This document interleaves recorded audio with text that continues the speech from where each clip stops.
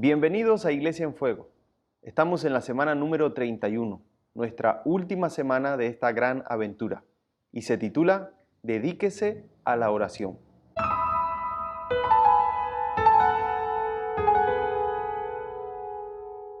Toda iglesia ora, pero no toda iglesia está dedicada a la oración.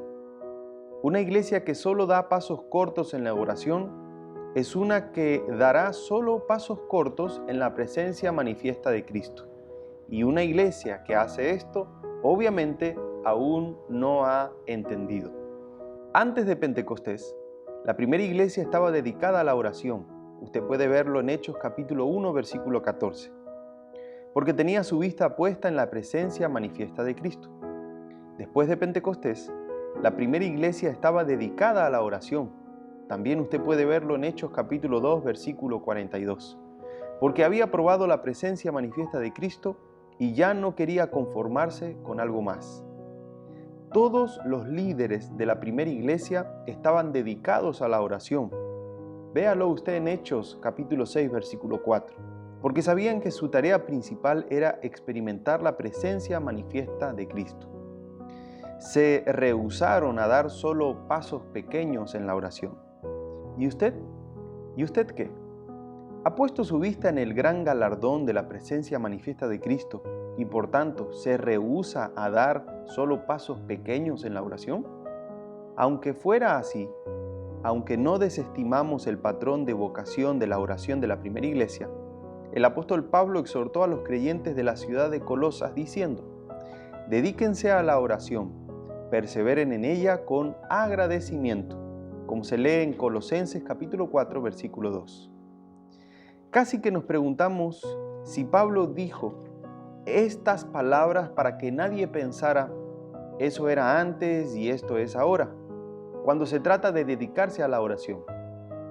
Era bueno para la iglesia de Colosas y es igualmente bueno para nosotros ahora que nos dediquemos a la oración, no solo porque esta es un fin en sí misma, sino porque cuando dedicamos a la oración, nos rehusamos a conformarnos con la vida de la iglesia sin la presencia manifiesta de Cristo. La palabra dedicado es la palabra griega prokastereo, que es la palabra más fuerte en la lengua griega para compromiso. Significa adherir, fijarse, permanecer atento de manera incondicional, estar dedicado con valentía.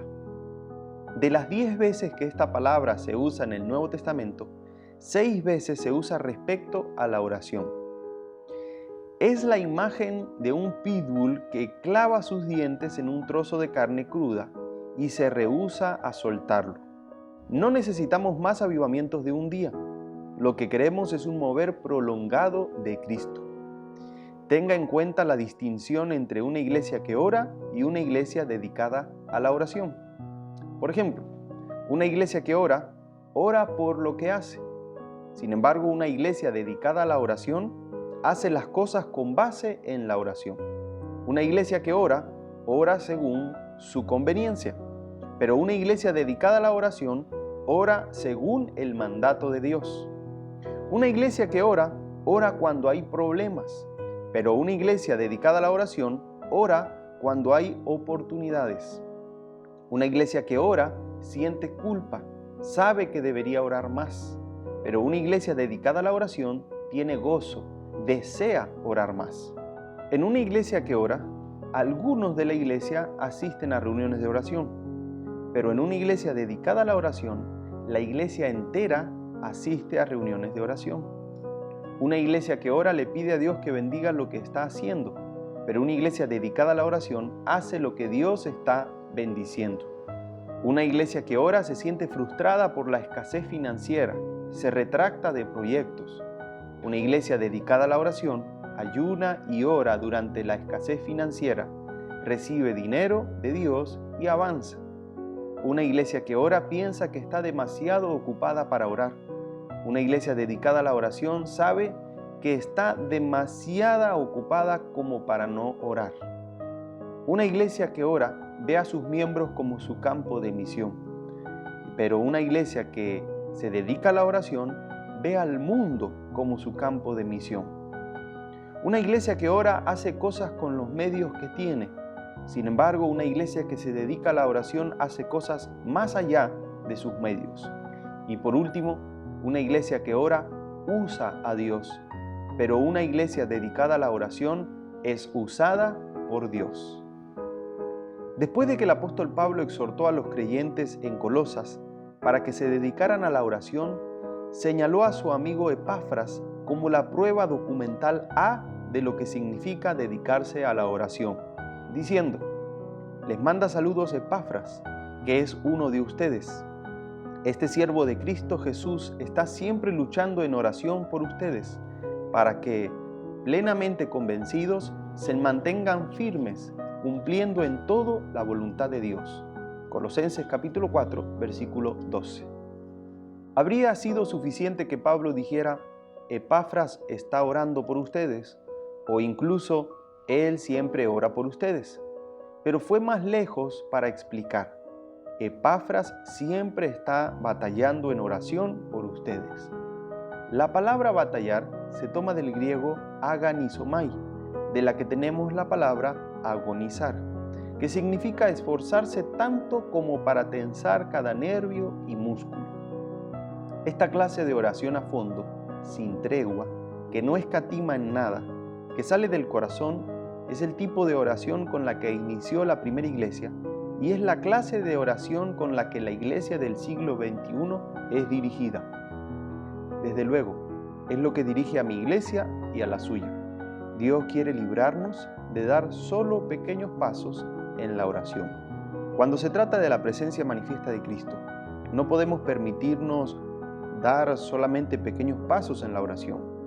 Cristo no quiere que seamos tibios ni vacilantes, ni que nos encontremos de forma esporádica con su presencia manifiesta.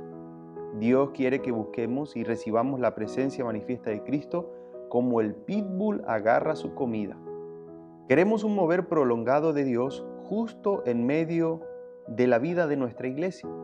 Queremos que los milagros tengan una ocurrencia diaria, sanidades físicas, conversiones espectaculares, matrimonios restaurados, liberación del abuso de sustancias, visiones, sueños, santidad, arrepentimiento y la gloria de Cristo brillando con mayor claridad que nuestros televisores de alta definición de 72 pulgadas.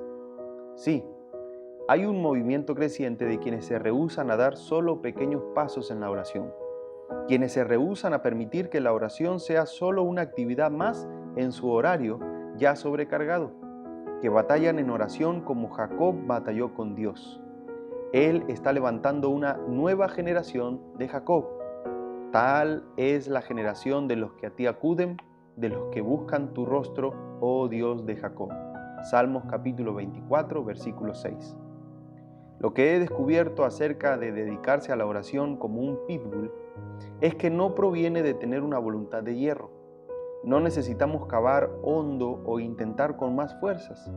Esta clase de oración no proviene de una voluntad de hierro, sino de una voluntad empoderada, una que ha sido quebrantada, que se ha rendido y luego se ha entrenado para obedecer a Cristo en el poder del Espíritu Santo. La fuerza del reino de Cristo que avanza en el poder del Espíritu Santo siempre está frente a nosotros. Dios va primero, siempre. Jesús dejó las cosas claras de una vez por todas cuando declaró: desde los días de Juan el Bautista hasta ahora, el reino de los cielos ha venido avanzando contra viento y marea, y los que se esfuerzan logran aferrarse a él. Mateo capítulo 11, versículo 12.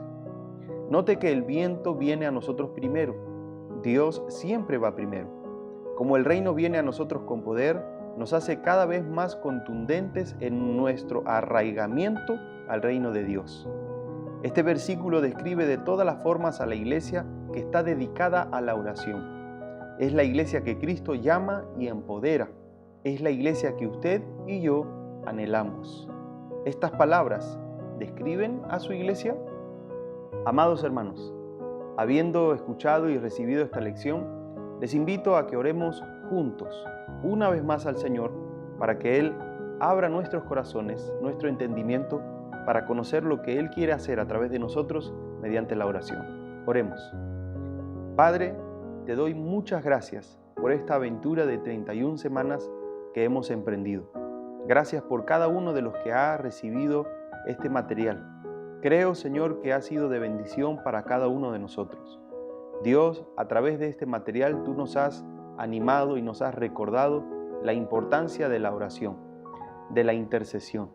Señor, tú nos has hecho un llamado en este tiempo de regresar a ti, de buscar tu presencia manifiesta y que esa presencia manifiesta, Señor, sea de manera permanente en nuestros hogares, en la iglesia y en todo lo que hacemos.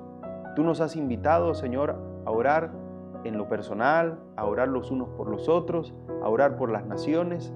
Nos has enseñado, Señor, que la oración está conectada con tu misión. Así que por todo esto te damos muchas gracias.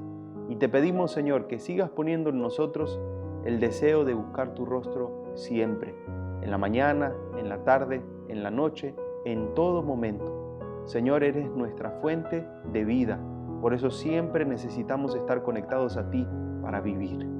Gracias, Padre Santo, por la oportunidad que nos regalas de orar, de entrar a tu presencia libremente por medio del sacrificio que tu Hijo Jesús hizo en aquella cruz por cada uno de los que en Él creemos. Gracias, Señor, por darnos el privilegio de hablar contigo y saber que tú nos escuchas siempre.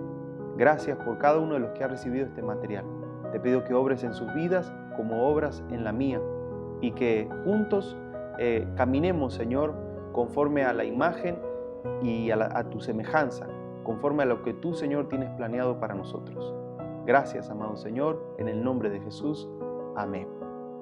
Querido hermano, querida hermana, amada iglesia que ha recibido este material durante estas 31 semanas, que ha sido parte de esta gran aventura de oración.